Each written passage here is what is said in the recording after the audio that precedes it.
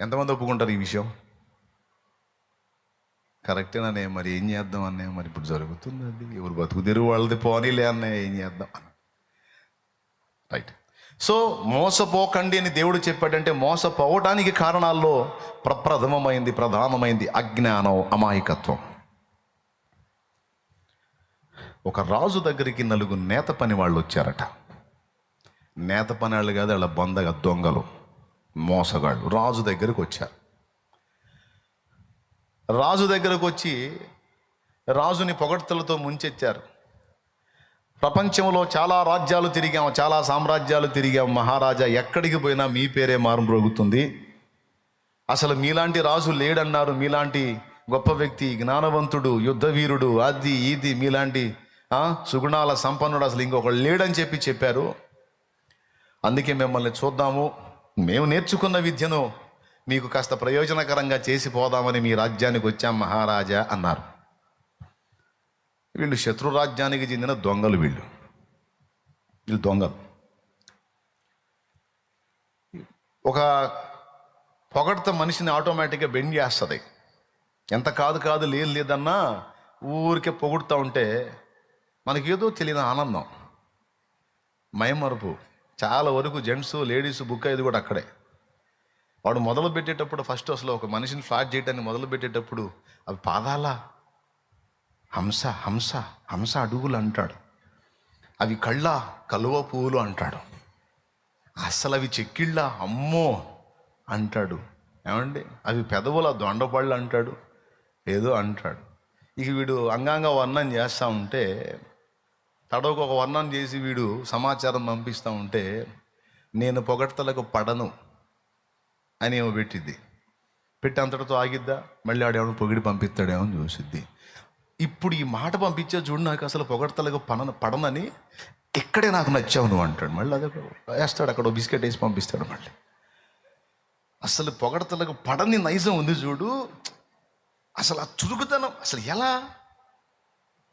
ఎలా అంత sharp mind. అసలు అమ్మో నువ్వు ఎంత చురుకంటే, అసలు నాకు అన్నిటికంటే మీలో నచ్చేది ఆ చురుకేనండి. అమ్మో ఊరకల ఆవులు ఇస్తే లెక్కేస్తారండి మీరు. ఆడ బుక్ అయి కూర్చుంది అమ్మ.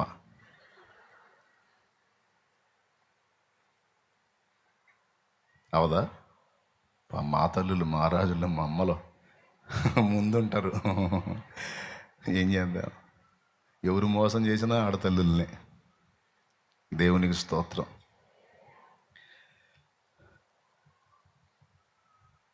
ఈయన్ని పొగిడేసరికి మనిషి ఎక్కాడండి, మునగ చెట్టు చిటారు కొమ్మకి ఎక్కాడు. ఎన్ని రాజ్యాలు తిరిగారంటే కొన్ని రాజ్యాల పేర్లు చెప్పారు. ఆ రాజ్యాల్లో మమ్మను గూర్చి మాట్లాడుకుంటున్నారా? మామూలుగానా మహారాజా? మహాద్భుతంగా మాట్లాడుకుంటున్నారు. వేణోళ్ళ మీ పేరే మారుమరుగుతుంది మహారాజా. అందుకే మేము నేర్చుకున్న విద్యని అంతంత మాత్రపోళ్ళ కాకుండా మీలాంటి లోకోత్తములకు, సర్వోత్తములకే చేయాలనే ఆలోచనతో ఇంత రిస్క్ చేసి ఇంత దూరం ప్రయాసపడి మీకోసం వచ్చా మహారాజా అన్న. బాగుంది. ఇంతకు మీరు నేర్చిన విద్య ఏంటి? నాకు మాత్రమే మీరు ఎందుకు అలా అనుకుంటున్నారంటే, లేదు ప్రపంచంలో తిరిగాము, యోగ్యుడెవడని మీరే కనపడ్డారు. ఇంతకు నేర్చిన విద్య ఏంటంటే, మాకు నేత పని తెలుసు మహారాజా. ఆ నేత పని మామూలు నేత కాదు, మామూలు మనుషులు ధరించే వస్త్రాలు అందరూ నేస్తారు, అది కాదు. మేము దేవతా వస్త్రాలు నేస్తామన్నారు. ఏ వస్త్రాలు? దేవతా వస్త్రాలు. ఆ దేవతా వస్త్రాలు నేసి యోగ్యులైనటువంటి మీకు ధరింపజేసి మిమ్మల్ని ఊరేగించి కృతజ్ఞతగా తమరేమన్నా మాకు సన్మానాలు అందిస్తే, సత్కారాలు అందిస్తే అవి తీసుకొని మీరు ఇచ్చినా ఇవ్వకపోయినా మేమైతే మీలాంటి మహానుభావుడికి చేయాలనుకున్నాం, చేసే తీర్చాం. తర్వాత ఆ కృతజ్ఞతగా మీరు ఏదన్నా చేస్తే చేయండి, లేకపోతే లేదు. మాకు అది కాదు. మా విద్య అనేది మీలాంటి యోగ్యుల దగ్గర మరి చూపించాలని మేమైతే తీర్మానం చేసుకున్నాం. మాకు మీరేం చేయొద్దు, ఉండటానికి బస, తినటానికి అంత ఆహారం, ఒక్క నెల రోజులకు, నెల నుంచి 4 నెలల వరకు మేము ఉండేదానికి ఏర్పాట్లు, కాస్త తినేదానికి ఆహారం, కట్టేదానికి వస్త్రం, మాకేది తక్కువ కాకుండా చూసుకోండి.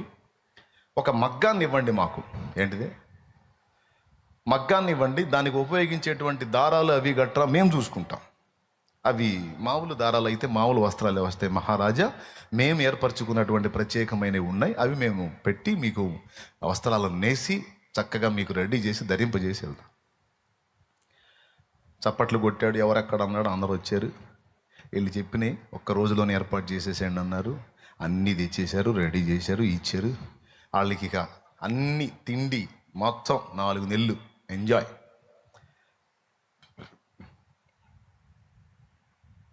గదిలో ఒక భాగంలో మగ్గం పెట్టించారు. అస్సలు దాన్ని టచ్ కూడా చేయట్లే ఎవడు. దొంగలుగా వాళ్ళకి ఏం తెలుసు, అసలు ఆ పనే తెలియదుగా. టచ్ కూడా చేయట్లా. ఎవరన్నా మనుషులు అలికిడి తగిలినప్పుడు మాత్రం ఎవడో ఒకడు పోయి దాన్ని కాస్త అట్లా సౌండ్ చేస్తున్నాడు. మగ్గం ఆడిచేటప్పుడు కొంచెం సౌండ్ వస్తుంది కదా, టక్కం టక్కం అని. ఎవడన్నా మనిషి అలికిడి తగిలిందంటే ఆ సౌండ్ కాసేపు చేసి వెళ్ళిపోతున్నారు. మళ్ళీ ఈ సౌండ్ ఇన్నోళ్ళు ఏమన్నారు, అరే మగ్గం పని జరుగుతుంది రో, మహారాజు గారికి వస్త్రాలు రో తీవ్రంగా జరుగుతున్నాయి రో. మనుషులు ధరించే వస్త్రాలు కాక దేవతలు ధరించే వస్త్రాలు అవి ఎలాగుంటాయో చూడాలనుకొని ఆడు మురిసిపోయి మహారాజు మొదట తెలుసుకోవాలనుకున్నాడు. అయితే వీళ్ళు చెప్పిన మాట ఏంటంటే, మహారాజా మేము దేవతా వస్త్రాలు నేస్తాం, అయితే ఒక చిన్న షరతు, మేము నేసేటువంటి వస్త్రాలు మనుషులు ధరించే వస్త్రాలు కాదు, అవి దేవతా వస్త్రాలు కనుక అవి బుద్ధిహీనులకి మూర్ఖులకి కనపడవు. బుద్ధిహీనులకి మూర్ఖులకి కనపడవు, మంచోళ్ళందరికీ కనపడతాయి అన్నారు. రాజు అనుకున్నాడు, రాజ్యం మొత్తంలో వెతికిన ఎంతమంది వెళ్తారు బుద్ధిహీనులు మూర్ఖులు? కొద్దిమందేగా, దాదాపు అందరూ మంచోళ్ళేగా, ముఖ్యంగా నేను అసలు మంచోడిని కాబట్టి ఉంటుంది, ఏముంది దాన్ని ఏముందలే, పర్వాలేదు నేయండి అన్నాడు.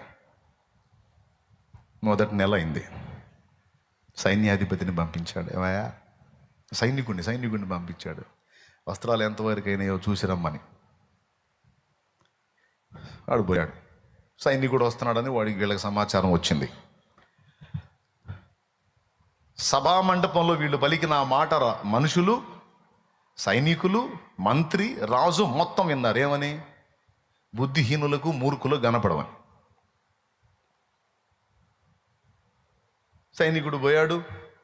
వాడు పోయేసరికి వీళ్ళు మగ్గం దగ్గర చాలా సీరియస్గా వర్క్ చేస్తున్నట్టు హడావుడి పిక్చర్ ఇచ్చారు. వాడు పోయి చూశాడు, మగ్గం కనపడుతుంది, వీళ్ళు పని చేస్తున్నారు కానీ ఒక్క నూలు పోగు కనపడట్ల వాడికి. వాడికి డౌట్ వచ్చింది, ఏందిరా ఏమి లేకుండా ఏం చేస్తున్నారు వీళ్ళు అని అనుమానం వచ్చింది. ఎంత చెడ్డ పోలీసుడు కదా, డౌట్ వచ్చింది. అదిగో సైనికుడు వచ్చాడు, చూస్తున్నాడు. అదిగో నేస్తున్నారు చూడండి, ఏం లేదు అక్కడ, దారాలు లేవు, ఏం లేదు. చాలా ఇంట్రెస్ట్గా వర్క్ చేస్తూ ఉన్నారు. వాళ్ళ చేతుల్లో దారాలు పట్టుకున్నట్టు ఆడు వేలు ఎట్టు పెట్టాడు చూడండి, చూసారా? అట్లాగా అక్కడ దారాలు ఉన్నాయా? ఏం లేవు, అయిపోయింది. ఇప్పుడు నాకు వాళ్ళు అన్నారు, చేస్తా ఏం సైనికుడు గారు ఎలా ఉన్నాయి వస్త్రాలు అంటే, ఇప్పుడు నాకు ఏం కనపడట్లేదు రా, ఇక్కడ నూలు పోకూడదు కనపడట్లేదు అంటే, బుద్ధిహీనుడు మూర్ఖుడు ఈ మాట నాకెందుకని వాడేం చేశాడు, ఆహా అద్భుతం, అత్యద్భుతం, నా లైఫ్లో చూడలేదు అన్నాడు. పోయి మహారాజుకు చెప్పండి అన్నారు. ఇటు పోయి చెప్పాడు. మహారాజా ఆహాహాహా ఓహోహోహో అద్భుతం, అసలు ఎంత పలచగా ఉన్నాయంటే కంటికే కనపడట్లేదు మహారాజా, అంత అద్భుతంగా ఉన్నాయి.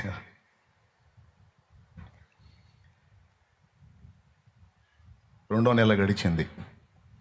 ఇప్పుడు సైన్యాధిపతిని పంపించాడు. సైనికుడు అయ్యాడు, సైన్యాధిపతి అయ్యాడు.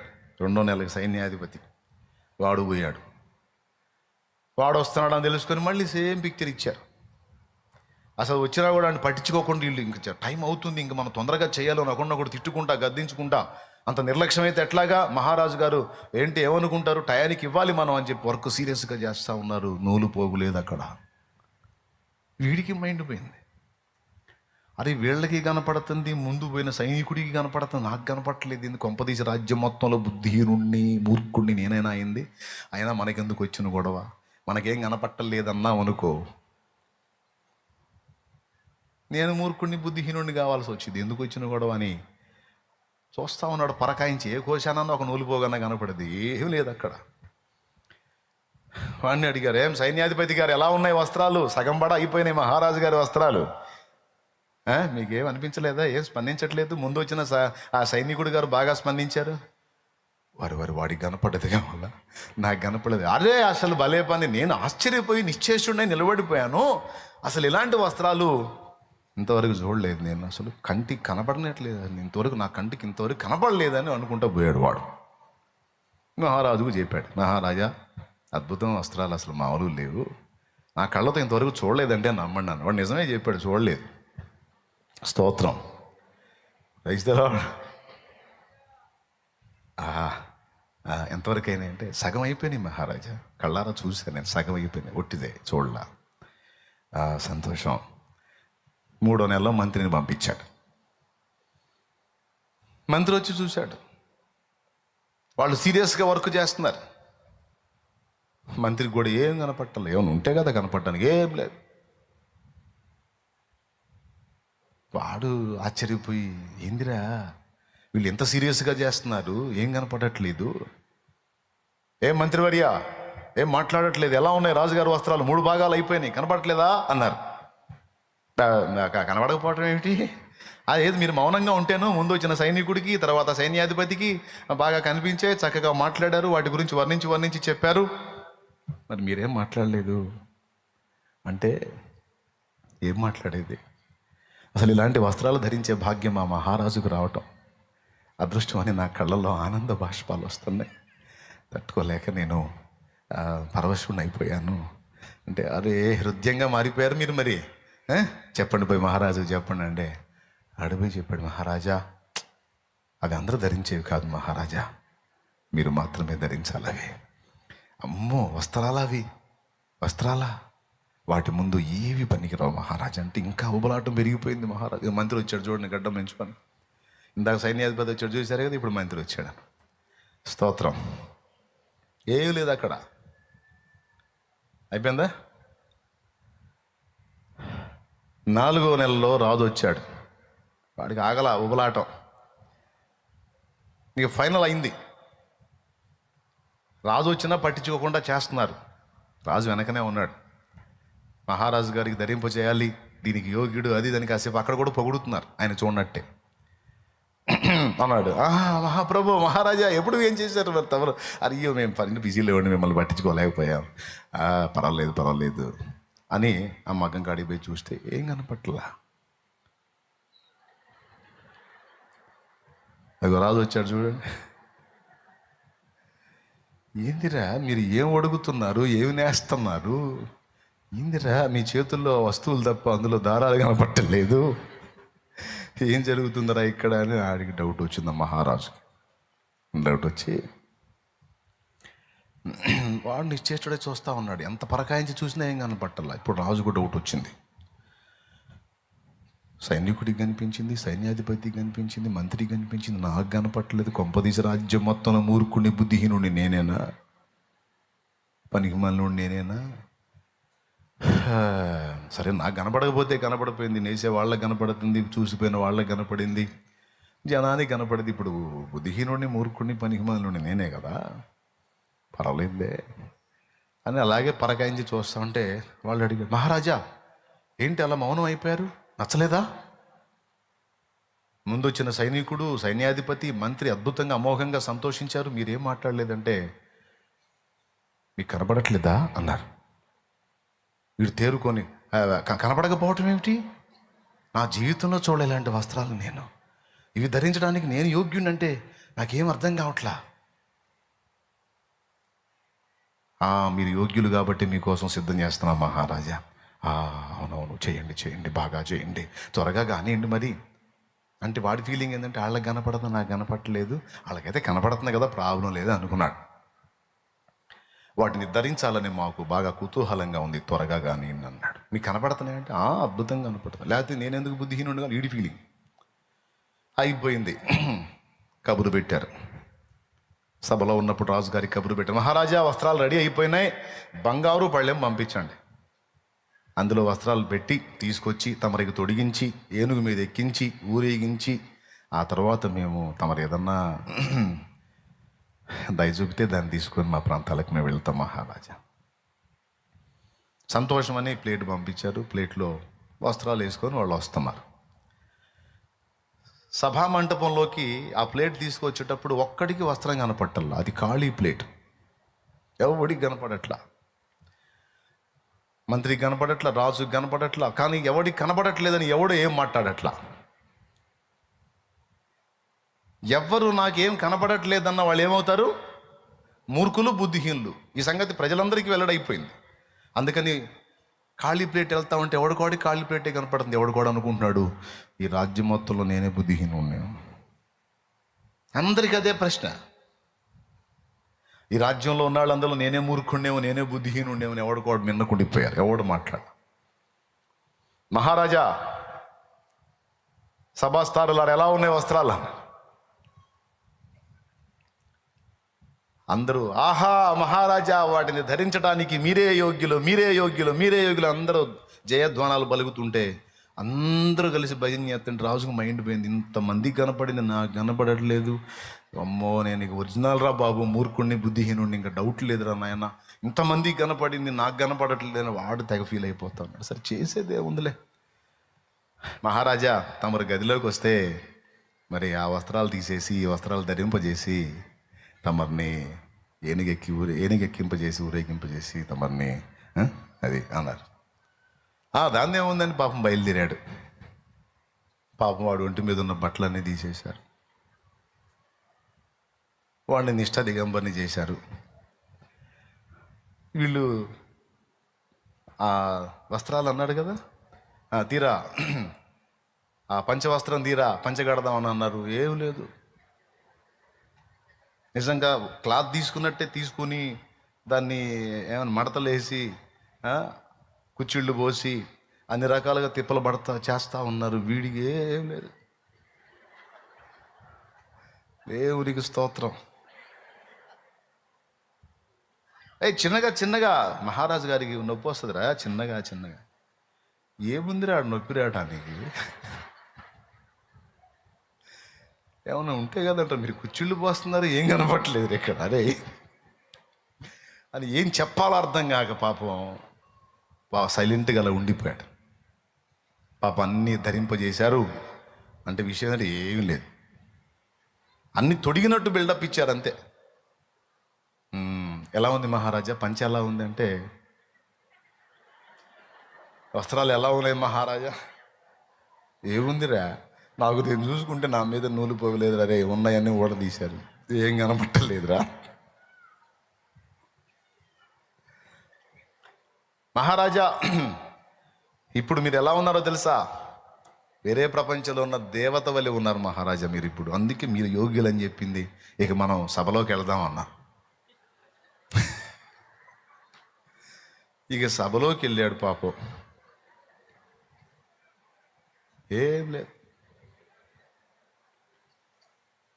అందరికీ నమస్కారం చేశాడు. ఏ టైపులో చేశాడో ఊహించండి మీరు. ఆ జనాలు మొత్తానికి ఎవడికి ఏం కనపట్ల. నిష్ఠ దిగంబరత్వం కనపడదు, ఏం లేదు. ఇక ఏదేం తోటలో ఆదాము ఉన్నట్టున్నాడు. ఇక అంత మించి ఏం లేదు. పాపం పోయి ఇప్పుడు ఏనుగు ఎక్కాలి కదా, ఏనుగుని ఎక్కించబోయేటప్పుడు అడిగారు, మహారాజా మరి 4 నెలలుగా ఇక్కడే ఉన్నాం, మా భార్య పిల్లలు కుటుంబం చాలా ఇబ్బందులుగా ఉంటారు, మరి ఊరేగింపు అంటే తమరు చేసుకుంటారు, కొంచెం మాకు ఏదన్నా అంటే. వీళ్ళందరికీ తలా ఒక బంగారు పళ్ళెం నిండా బంగారు కాసులు పోసి వాళ్ళకి అడిగినవన్నీ ఇచ్చి వాళ్ళని సాగనంపండి అన్నాడు. సొమ్ము సమృద్ధిగా తీసుకున్నారు, సంచులు నింపుకున్నారు, జంపు వెళ్ళిపోయారు. ఇప్పుడు రాజుగారు ఏనుగెక్కాడు, ఒంటి మీద నూలు పోగలేదు, ఊరేగుతున్నాడు బజార్లమ్మటి. రాజ్యంలో పౌరులందరూ చూస్తున్నారు, ఎవడు నోరు తెరవట్లేదు. ఎవడు నోరు తెరిచి ఏమీ లేదంటే వాడు బుద్ధిహీనుడు, మూర్ఖుడు. కాబట్టి అందరూ ఆహాహా ఓహోహో మహారాజా అద్భుతం అద్భుతం అద్భుతం అద్భుతం. ఒక వీధిలోకి వెళ్ళేటప్పటికి మీలాంటి ఒక చిన్న బాబుకు డౌట్ వచ్చింది. వాడు వాళ్ళ అమ్మతో అన్నాడు, అమ్మా ఏందే అందరూ ఇంత మెచ్చుకుంటున్నారు వస్త్రాలని? అసలు రాజుగారి ఒంటి మీద ఏం లేదు కదమ్మే అన్నాడు. వాళ్ళమ్మకు డౌట్, చెరా నీకేం కనపడలేదా? అప్పటిదాకా వాళ్ళమ్మ అనుకుంటుంది నేను మూర్ఖురాలనేమో రాజ్యం మొత్తంలో అని. ఇప్పుడు వాడికి ఏం కనపడట్లేదు అనేసరికి నాకు పుట్టాడు కదా వీడు కూడా మూర్ఖుడై ఉంటాడు. నిజం చెప్పారు, ఏం కనపడలేదు. లేదు మమ్మీ ఏం కనపడదమ్మా అని. సరే ఏమో ఉండబట్టలేక కాసేపు ఆగి పక్కన ఇంకొక మనిషిని అడిగింది, వదినా మనలో మన మాట, నువ్వు చెప్పింది నేను ఎవరికి చెప్పను, నేను చెప్పింది నువ్వు ఎవరికి చెప్పొద్దు, మన ఇద్దరిలోనే ఉంచుకుందాం. రాజుగారి మీద నీకేమన్నా కనపడుతుందా? ఏమనుకోవద్దు వదినా, అసలు ఏమి లేకుండా తిరుగుతున్నాడే. వదినా నీకేం కనపడలేదు? ఏంది కనపడేదాడు బొందా, చూడలేక సస్తన వాడి దరిద్రం, చండాలంగా చీచాను. ఆ దరిద్రపు వేషాన్ని చూడలేక సస్తున్నాం.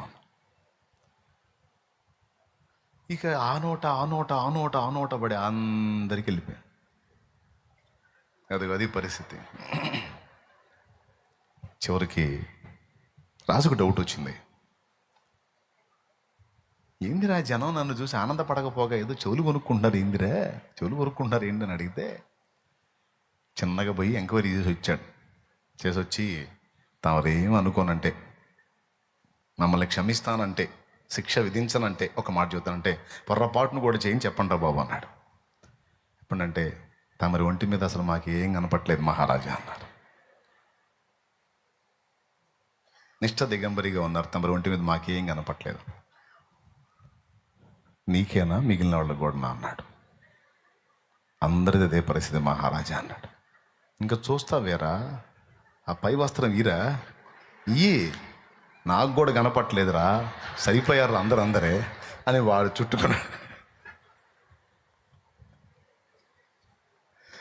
చుట్టుకొని పాపం ఇంటికి